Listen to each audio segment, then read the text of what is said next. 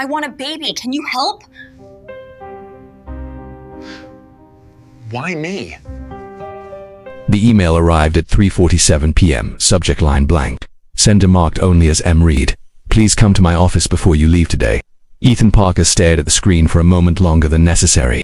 In a company where every message was scheduled, filtered, and forwarded through layers of assistance, a direct note from the CEO was rare and unsettling. He checked the time. If he left at his usual 5 o'clock sharp, he would still make it to Lily's school pickup. He always did. That rule had been sacred since the night the hospital lights went out and he walked home alone, a widower at 28 with a 2-year-old in his arms, and a life suddenly reduced to what mattered most. Ethan closed his laptop, slid his chair back, and stood. The elevator ride to the 22nd floor was quiet except for the faint hum of machinery and the low murmur of city traffic rising through the glass shaft. When the doors opened, the world changed. The air felt different up here, cooler, more controlled. The headquarters of Reed Innovations was all clean lines and polished stone. The kind of place that looked as if nothing had ever gone wrong within its walls. A receptionist glanced up. "Mr. Parker, Miss Reed is expecting you." He nodded, adjusting the sleeves of his blazer second hand, slightly worn at the cuffs. He followed her down a corridor lined with abstract art and floor-to-ceiling windows. Somewhere behind the glass, the late afternoon sun was beginning to soften the edges of the city. The door at the end of the hall read simply, "Mara Reed, CEO." Inside, the office was spare and luminous. A long desk faced the windows, behind which stood Mara Reed herself. Her reputation preceded her, visionary, uncompromising, a woman who had turned a startup into a multinational force before 40. In meetings, her voice was precise, her gaze unwavering. "Today she looked human, Mr. Parker," she said, stepping forward and offering her hand. "Thank you for coming on short notice." He shook it, aware of the strange contrast between her controlled presence and the sudden nervous flutter in his chest. "Of course, you said you wanted to see me. Please," she said, gesturing to the chair across from her desk. "Sit." He did. For a moment, neither of them spoke. The city beyond the windows glowed in shifting gold and gray. Somewhere below, traffic crawled, unaware that in this quiet office, a life was about to change direction. "You're probably wondering why I asked for you specifically," Mara said at last. Ethan gave a cautious smile. "I assumed it was about the community outreach proposal." "Yes," she said, and something else. He waited. Years of parenting had trained him in the art of patience, of listening before reacting, of bracing for what might come next. Mara drew in a breath, steadying herself. "I don't like wasting time, and I don't believe in pretending when the truth will do." His shoulders tensed almost imperceptibly. "I want a baby," she said. The words landed without warning. Ethan blinked, certain he had misheard. "I'm sorry. I want a child," she repeated, her voice calm but threaded with something raw. "I've wanted one for a long time. I kept telling myself I would get to it later, after the next milestone, the next expansion, the next board meeting. But there is no later anymore." He felt as though the room had shifted. "I don't understand what this has to do with me." "I know this is unexpected," she said quickly. "Please let me explain." He nodded, though his mind was already racing. He thought of Lily's backpack by the front door at home, of her uneven braids every morning, of the way she always asked if he would be there when school ended. Every part of his life revolved around her. "I've explored every option," Mara continued. "Doctors, specialists. I could use an anonymous donor, but I don't want that. I don't want a child who will grow up with unanswered questions. I don't want secrecy or half-truths." She met his eyes fully now. "I want my child to know where they come from. I want them to have two parents who are present, honest, responsible." Ethan swallowed. "You're saying you want me to be—" "I'm asking for your help," she said, "not as a romantic partner, not as a convenience, as a co-parent." The silence between them was absolute. "Why me?" The words escaped him before he could soften them. Mara did not flinch. "Because I've watched you." His brow furrowed. "You leave at 5 every day," she said. "No exceptions. You declined a promotion last year because it would have meant more travel. You've brought your daughter to company events, and I've seen how you speak to her. You don't talk at her. You talk with her. You listen. You show up." Ethan felt something tighten in his chest. He had never thought of himself as remarkable.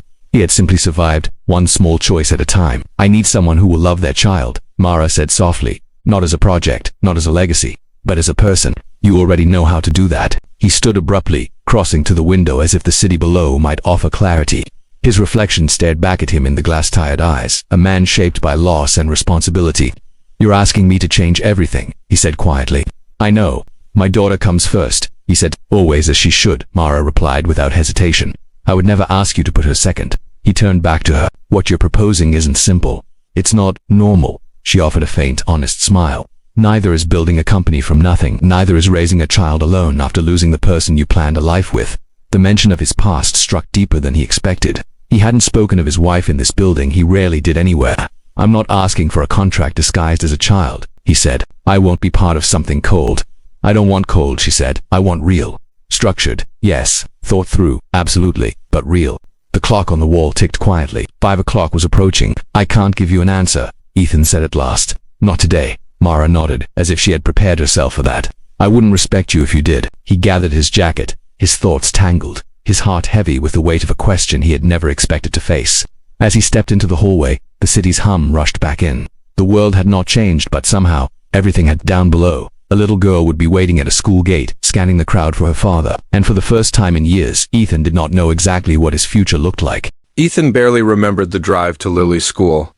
Traffic lights blurred into one another, red and green, dissolving into an abstract wash of color as his mind replayed the same moment again and again. Mara's steady voice, the calm certainty in her eyes, the impossible weight of her question, "I want a baby. Can you help?" He parked, cut the engine, and rested his forehead briefly against the steering wheel. For years, his life had been mapped in careful, manageable pieces. Work, school pickup, dinner, homework, bedtime stories. Grief had taught him that stability was not just comforting, it was survival. And now someone had reached into that carefully ordered world and shifted its axis. The school doors burst open in their usual afternoon chaos. Children poured out in mismatched jackets and laughter, parents scanning the crowd. Then Lily spotted him. "Daddy!" she cried, racing toward him with the unfiltered joy that still felt miraculous after all these years. He scooped her up, breathing in the scent of crayons and shampoo. "Hey, bug," she pressed her cheek against his. "You're late. Only by a minute," he said softly. "I'm here." They walked to the car hand in hand. Lily launched into a breathless account of her day, how she'd gotten an A on her spelling test, how her best friend, Mia, had lost her lunchbox, how their teacher said spring was coming because the robins were back. Ethan listened, nodding in the right places, asking the right questions. Outwardly, nothing had changed. Inside, his thoughts kept circling the same impossible horizon. That evening, after dinner and bath time, Lily climbed into bed with her favorite stuffed fox tucked under her arm. Ethan read 3 chapters of the book they were working through, stopping when her eyelids began to droop. "Daddy?" she murmured. "Yeah, bug? Will you always pick me up after school?" The question struck him with unexpected force. It always came when she was half asleep, when the walls she kept up during the day slipped away. "Always," he said, brushing her hair back. "No matter what," she smiled faintly and drifted off. Ethan stayed there long after her breathing deepened, staring at the ceiling. The word always echoed in his mind. Downstairs, the house was quiet except for the ticking of the kitchen clock. He poured himself a cup of tea he didn't really want and sat at the table, staring at the steam curling upward.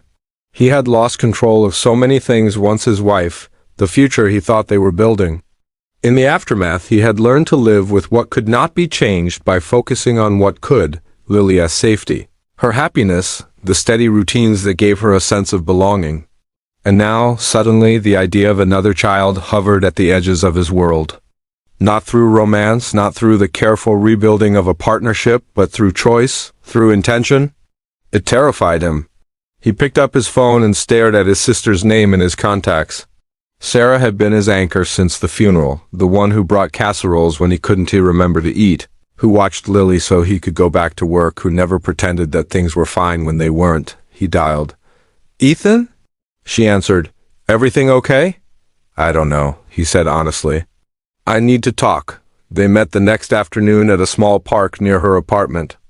The air still held winter's edge, but sunlight filtered through the bare branches.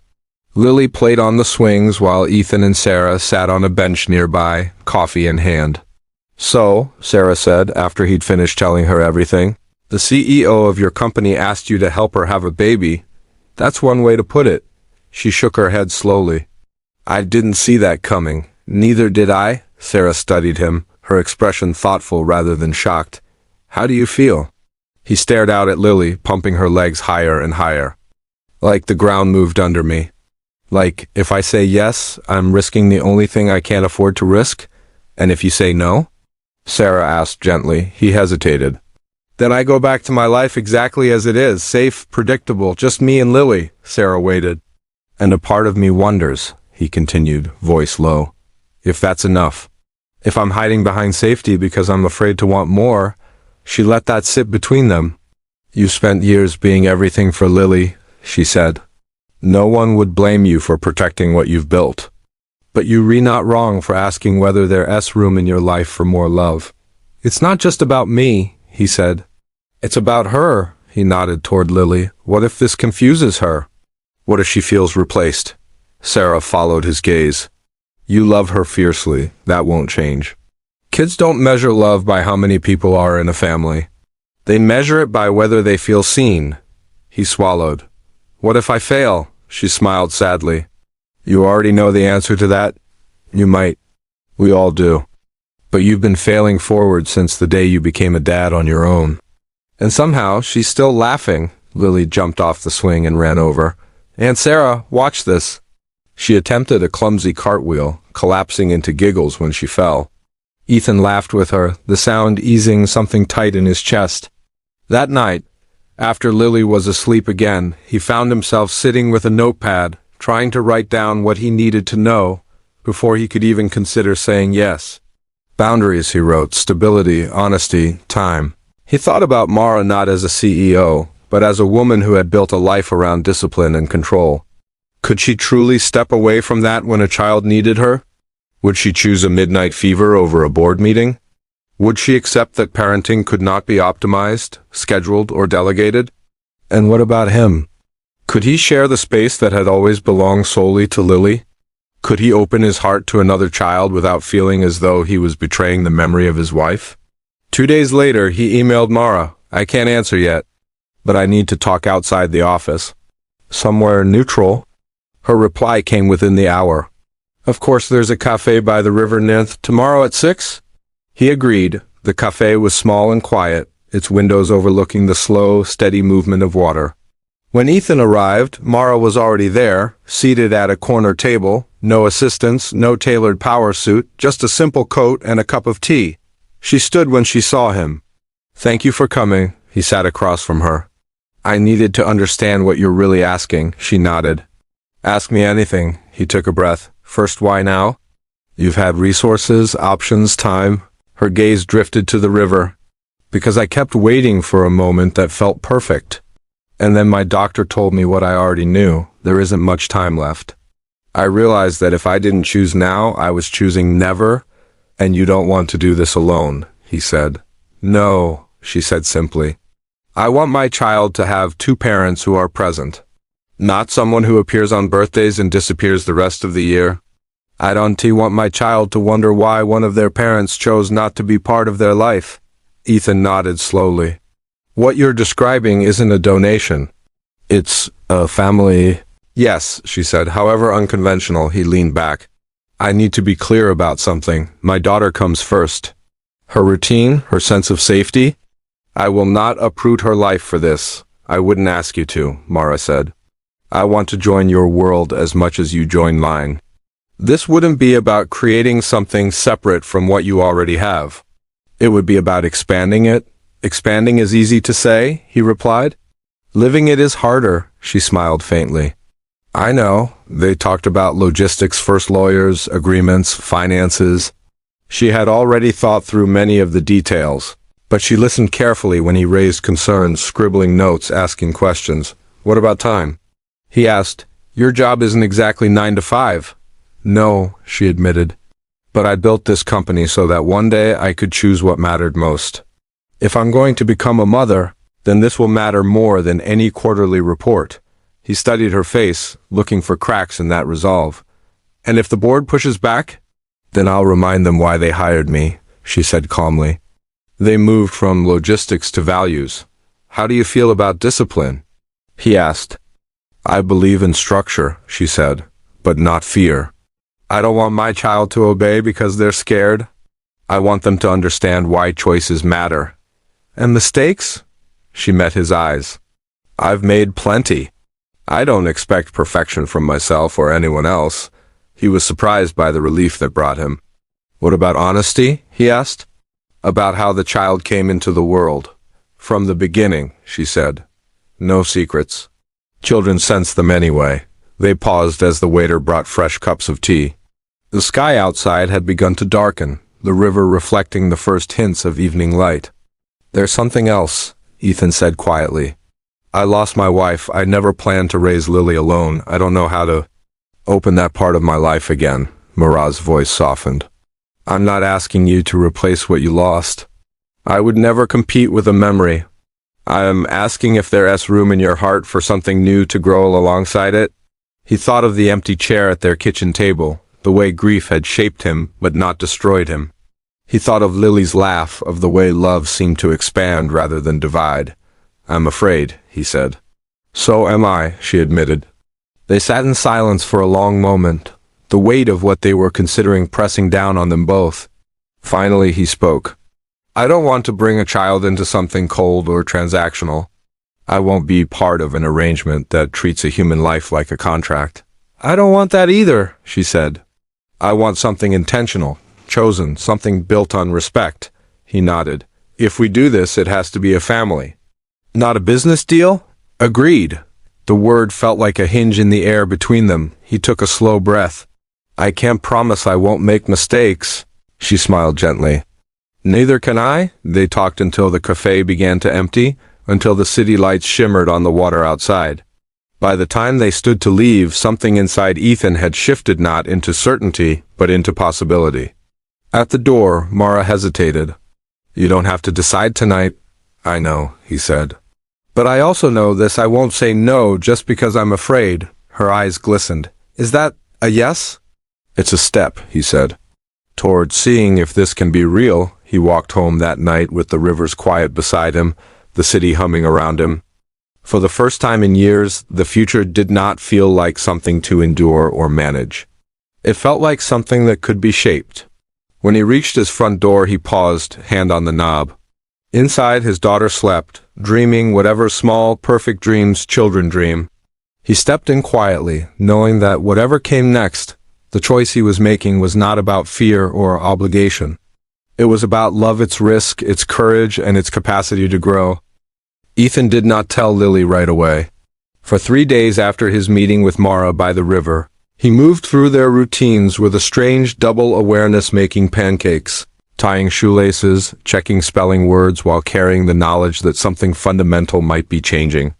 He waited not because he was unsure, but because he wanted to choose the moment when the truth would feel like an invitation rather than a disruption.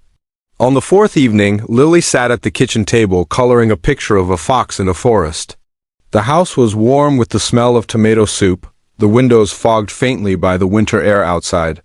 Bug, he said gently, drying his hands on a towel, can we talk for a minute? She looked up, wary in the way children are when they sense importance. Am I in trouble? No, he said quickly.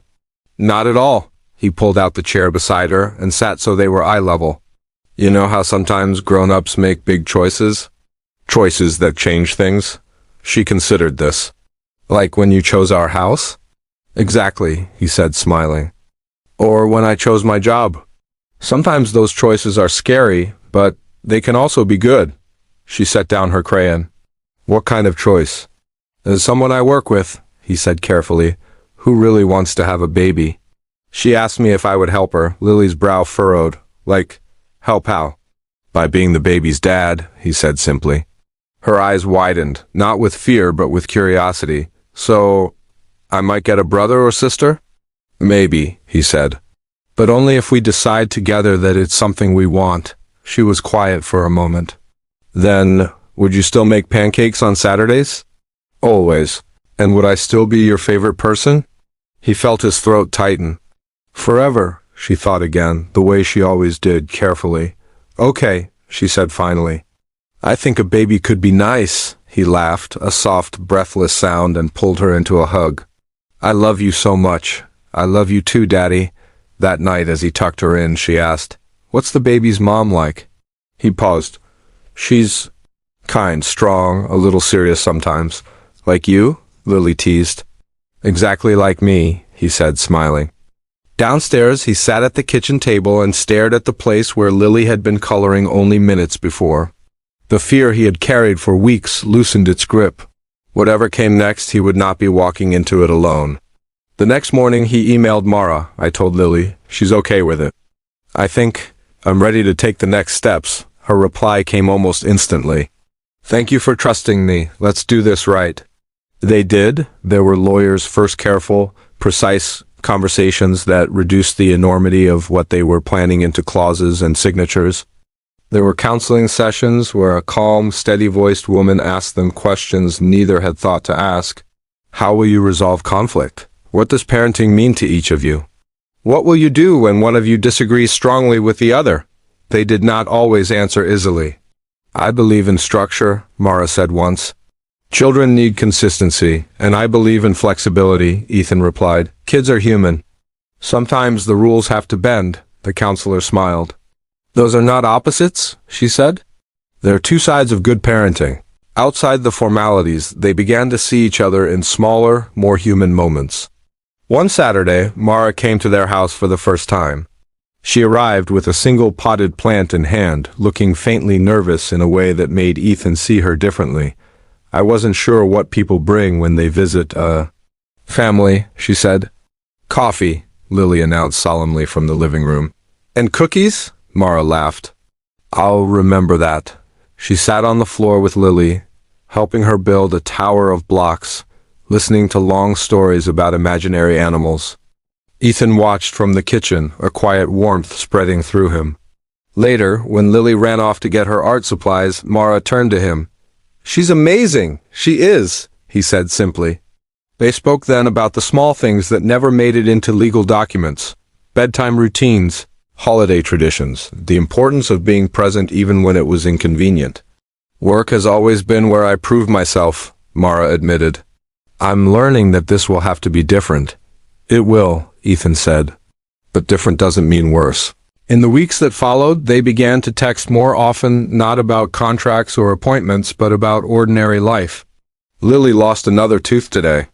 I stayed at the office too late again. I'm trying to do better. She asked if you like foxes.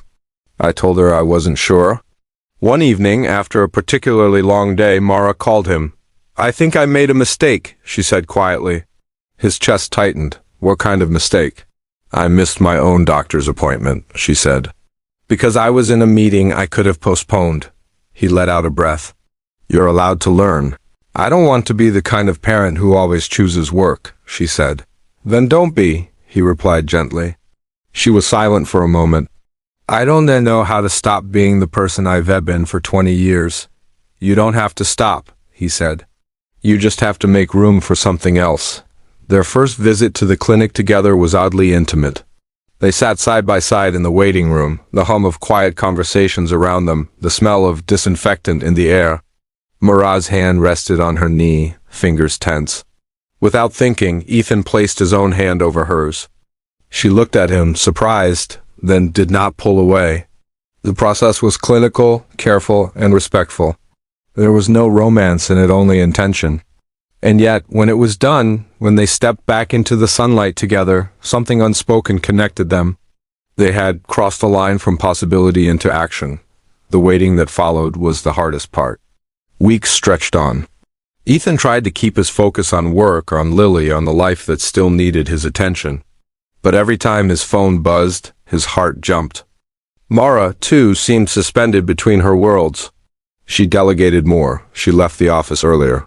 She visited them on weekends, sometimes bringing books she thought Lily might like, sometimes simply sitting on the couch while Lily did her homework, absorbing the rhythms of a household that was not built around her. One afternoon, as they walked together in the park, Mara stopped abruptly. What if it doesn't work? She asked. He considered the question. Then we decide what to do next. And if next means it never happens? He met her gaze. Then we will have tried honestly. That matters. She nodded, swallowing. The call came on a rainy Thursday evening. Ethan was in the kitchen, helping Lily with a science project when his phone rang.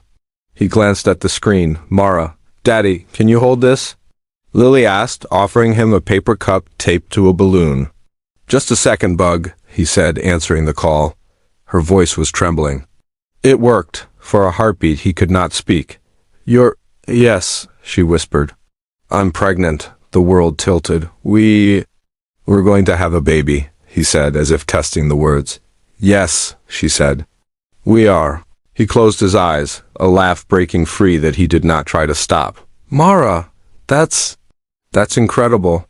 I wanted you to be the first to know, she said. When he hung up, Lily was staring at him. Daddy, why are you smiling like that? He knelt in front of her. Remember what we talked about? About maybe having a baby? Her eyes went wide. Is it happening? Yes, he said. It is, she squealed and threw her arms around his neck. I'm going to be a big sister. That night, after Lily was asleep, Ethan sat alone in the living room, the weight of what they had begun settling into him. This was no longer a plan, it was a life. The months that followed were a strange mixture of ordinary and extraordinary. Doctors' appointments became milestones. They sat together in quiet rooms, watching grainy images on a screen, listening to a heartbeat that seemed impossibly loud. There, the technician said once. Do you hear that? Ethan felt tears sting his eyes. Mara placed a hand over her mouth. That's our baby. They talked about names. They argued about nursery colors. I don't want everything to be beige, Ethan said. It's calming, Mara insisted. It's boring, he countered. They compromised on soft greens and warm wood tones. There were moments of friction. Mara missed a prenatal class because of a last-minute board meeting. Ethan was quiet for the rest of the evening. I can't just walk away from my responsibilities, she said. I'm not asking you to, he replied. I'm asking you to choose this when it matters. She looked at him, the conflict plain on her face. I'm trying. I know, he said. So am I. There were moments of connection, too. One evening, they sat on the couch while Lily read aloud from her favorite book. Mara rested her hand on her stomach, eyes closed, listening to the rhythm of Lily's voice. After Lily went to bed, Mara said softly, I never imagined this. A house, a child who isn't mine but feels like family, Ethan nodded. That's because it is. As Mara's pregnancy progressed, her life visibly changed. She turned down travel. She delegated more. She learned, sometimes awkwardly, to ask for help. Once, when she arrived late to Lily's school play, breathless and frustrated with herself, Ethan squeezed her hand. You came, he said. That's what matters. I'm not used to measuring success this way, she admitted. You'll learn, he said. Lily took her role seriously. She drew pictures for the baby, taped them to the fridge, insisted on helping choose tiny socks and blankets. What if the baby doesn't like me? She asked one night. He pulled her close. The baby will love you. And you'll teach them everything you know. Like many journeys into the unknown, theirs was not without fear. One night, Mara called him in tears after a difficult appointment. They want more tests, she said. They said it's probably nothing, but I'm coming over, he said without hesitation. They sat at her kitchen table, hands clasped, the city lights flickering outside her windows. For the first time since he'd known her, she let herself lean into him, her strength giving way to vulnerability. I don't know how to do this, she whispered.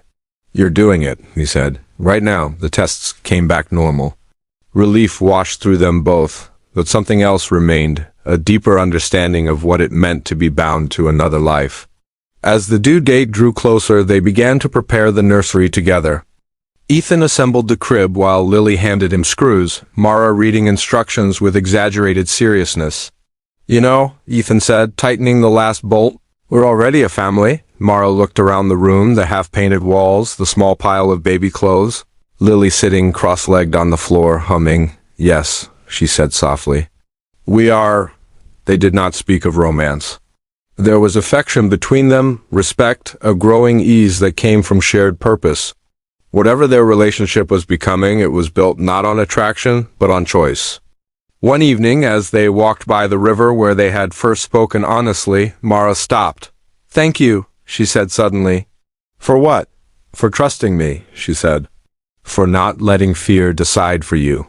He thought of the night he had sat alone at his kitchen table, staring into a cold cup of tea. You didn't ask me for convenience, he said. You asked me for responsibility, she smiled, eyes bright. I hoped you would say yes. They stood there, the water moving steadily beside them, both aware that whatever lay ahead, they had already crossed the most important threshold. They were no longer two people considering a possibility, they were parents in the making. And in the quiet space before a new life arrived, They were already becoming what they had set out to be, not just co-parents, not just partners in a plan, but a family chosen, built one deliberate step at a time. The storm arrived before the baby did. Rain lashed the windows in sharp, restless sheets, wind rattling the bare branches outside the house. It was well past midnight when Ethan's phone buzzed on the nightstand. For one disoriented second, he thought it was an alarm he'd forgotten to turn off. Then he saw the name on the screen. Mara, he answered on the first ring. "I'm here. I think it's time," she said.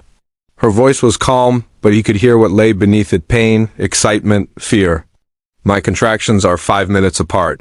I'm on my way," he said, already swinging his legs out of bed. Down the hall, Lily's door was closed, her small, steady breaths a quiet anchor in the dark. He paused just long enough to peek in, to watch her sleeping form for a heartbeat, then hurried downstairs. Rain soaked him before he reached the car. The city was a blur of streetlights and wet pavement as he drove, hands tight on the wheel, heart pounding with a mix of urgency and awe. When he reached Mara's building, she was waiting under the awning, a single bag at her feet, her face pale but determined. He rushed to her side. "You okay?" he asked. She nodded. "I will be." The drive to the hospital felt suspended in time. Between contractions, they spoke in low, steady voices about traffic, about where they had parked, about nothing at all.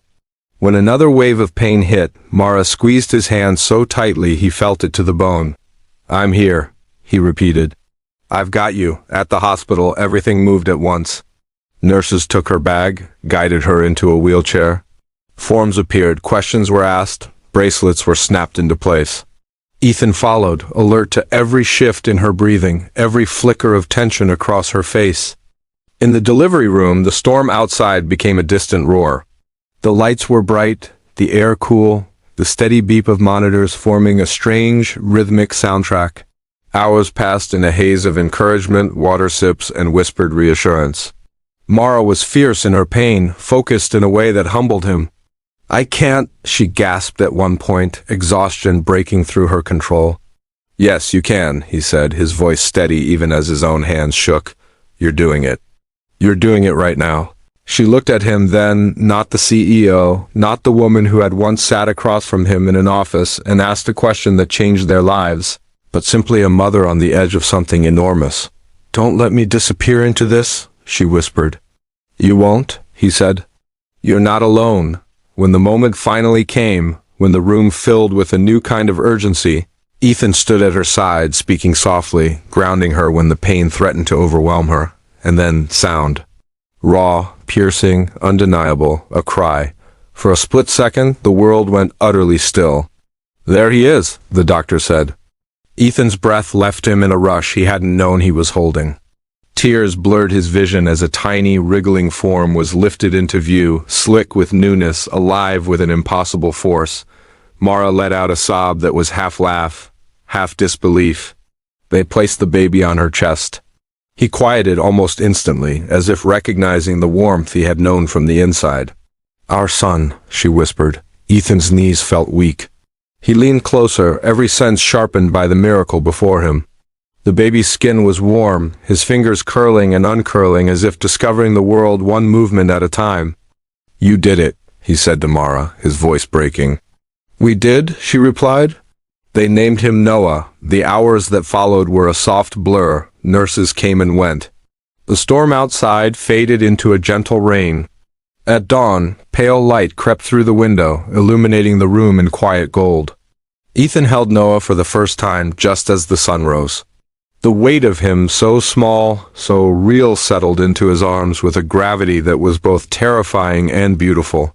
He felt, with startling clarity, the same fierce protectiveness that had surged through him the first time he held Lily. Love did not divide, he realized. It multiplied. "Hey, little guy," he whispered. "I'm your dad." Noah's fingers curled around his thumb. Mara watched them, her eyes shining. "Thank you," she said softly. "For what?" "For choosing this," she said. "For choosing us." He met her gaze, emotion thick in his chest. "I never chose out of fear," he said. "I chose because this mattered."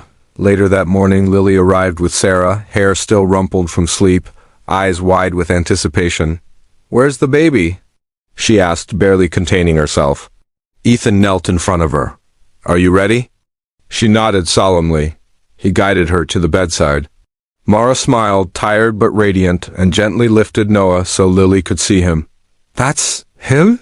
Lily whispered. That's your little brother, Ethan said. She stared for a moment, then reached out one careful finger and touched Noah's tiny hand.